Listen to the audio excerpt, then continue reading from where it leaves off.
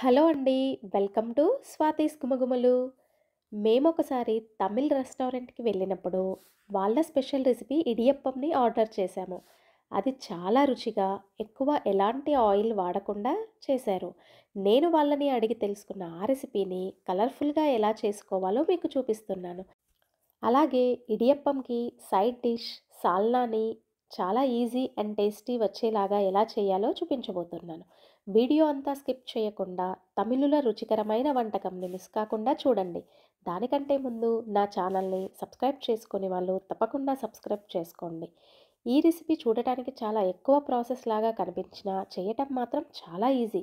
దీనికోసం ముందుగా 2 కప్స్ బియ్యపిండిని తీసుకొని దాంట్లో ఒక టీ స్పూన్ సాల్ట్ కలిపి మరిగించిన నీళ్ళతో పిండిని వీడియోలో చూపిన విధంగా కలుపుకుంటూ అవసరమైతే మరికొన్ని నీళ్లు పోసుకొని మెత్తని ముద్దగా చేసుకొని తడి క్లాత్ కప్పి పక్కన పెట్టుకోవాలి. ఇలా తడి క్లాత్ కప్పటం వల్ల పిండి డ్రై అవ్వకుండా ఉంటుంది.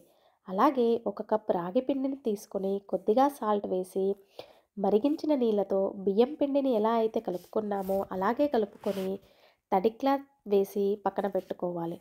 ఇప్పుడు ఒక బీట్రూట్‌ని కట్ చేసి మిక్సీలో వేసి మెత్తని పేస్ట్‌గా చేసి ఆ బీట్రూట్ జ్యూస్‌ని కొంచెం బియ్యపిండిలో కలిపి ముద్దగా చేసుకోవాలి.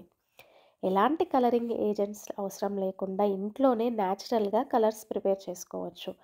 ఈ విధంగా 3 రంగురంగుల పిండి ముద్దలని రెడీ చేసుకొని ఉంచాలి. ఇడియప్పం చేసుకోవటానికి సెపరేట్ ప్లేట్స్ ఉంటాయి. అవి కొంచెం పెద్దవిగా ఉంటాయి. కానీ నేను ఇడ్లీ పాత్రల మీద ఎలా చేస్తారో చూపించబోతున్నాను. ఇడ్లీ ప్లేట్స్‌కి ఆయిల్ రాసి ఉంచుకోవాలి. ఇప్పుడు మనం జంతికలు చేసుకునే మౌల్డ్స్‌తో ఇడియప్పంని చేసుకోవచ్చు. సన్న రంధ్రాలున్న ఈ ప్లేట్స్‌కి కొద్దిగా ఆయిల్ రాసి అలాగే మౌల్డ్స్ లోపల కూడా ఆయిల్ రాసి ఉంచాలి.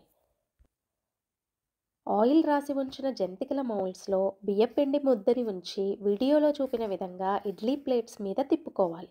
మనం జంతికలు వేసినప్పుడు ఎలా అయితే ఆయిల్‌లో తిప్పుకుంటామో అలాగే అలాగే ఇడ్లీ ప్లేట్స్ మీద కూడా తిప్పుకోవాలి. కానీ కొంచెం చిన్నగా తిప్పుకోవాలి. ఎందుకంటే ఇడ్లీ ప్లేట్‌లోంచి బయటికి పడిపోతుంది. ఇలా అన్ని ప్లేట్స్‌లో కూడా చిన్నగా జాగ్రత్తగా తిప్పుకోవాలి.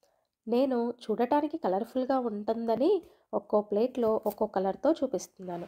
మీరు టైం లేకపోతే ఏదో ఒక్క పిండితోనే ఇలా చేసుకోవచ్చు. పిల్లలకి ఇలా కలర్‌ఫుల్‌గా ఉంటే తినటానికి ఇష్టపడతారనే నేను మీకు ఇలా ఒక ఐడియాగా చూపిస్తున్నాను.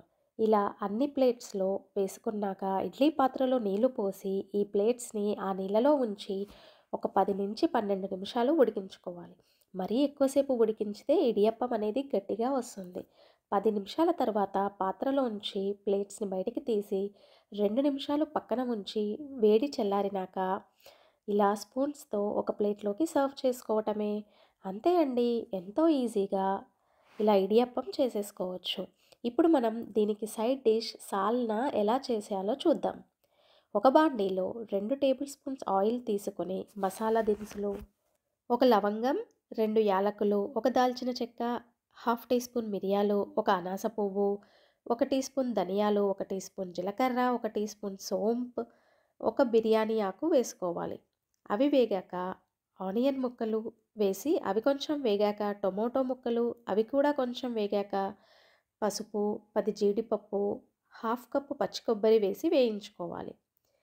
అవి వేగాక పక్కన ఉంచి చల్లార్చి మెత్తగా మిక్సీలో పేస్ట్ చేసుకోవాలి. ఇప్పుడు ఒక కుక్కర్లో కొద్దిగా ఆయిల్ వేసి మళ్ళీ కొంచెం ఆనియన్, టొమాటో ముక్కలు వేసి అలాగే బిర్యానీ ఆకు వేయించి పెట్టుకొని ఉన్న మెత్తని మిశ్రమాన్ని అందులో వేసుకోవాలి. హాఫ్ గ్లాస్ నీళ్లు పోసి 1 టీ స్పూన్ అల్లం వెల్లుల్లి పేస్ట్, కారము, ఉప్పు, కొత్తిమీర వేసి 2 నిమిషాలు వేయించి ఆ తర్వాత 2 విజిల్స్ వచ్చే వరకు మూత పెట్టుకొని ఉడికించుకోవాలి. ఇలా కుక్కర్లో ఉడికించుకోవటం వల్ల ఈ సాల్నా టేస్ట్ అనేది చాలా బాగా వస్తుంది. అంతే అండి. ఎంతో టేస్టీ సాల్నా రెడీ.